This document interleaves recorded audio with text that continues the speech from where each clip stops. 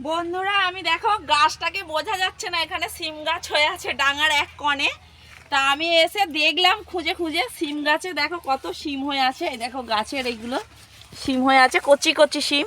এখানে থোকা থোকা হয়েছে, দেখো বন্ধুরা কত ছোট ছোট কচি কচি সিম হয়ে আছে। এখানে কটা বড় বড় হয়ে আছে এগুলো।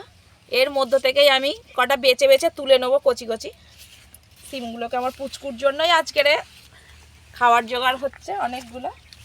দেখো বন্ধুরা গাছটা উল্টালে দেখো সিম হয়ে আছে। গাছটা বোঝাই যাচ্ছে না যে এখানে সিম গাছ লাগানো আছে।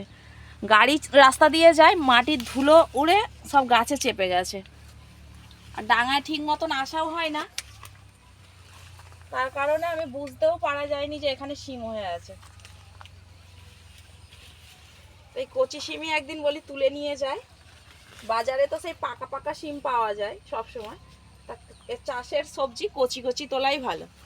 দেখো বন্ধুরা কত কটা হয়েছে, এখনো আছে, অনেকগুলো তুলবো, চলো তোমাদেরকে দেখাই।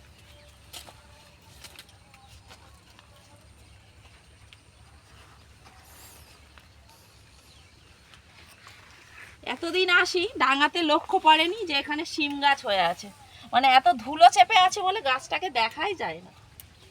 তা আজকে হঠাৎ ঘুরতে ঘুরতে দেখতে পেলাম যে গাছে সিম হয়ে আছে। দেখো বন্ধুরা কত সিম হচ্ছে।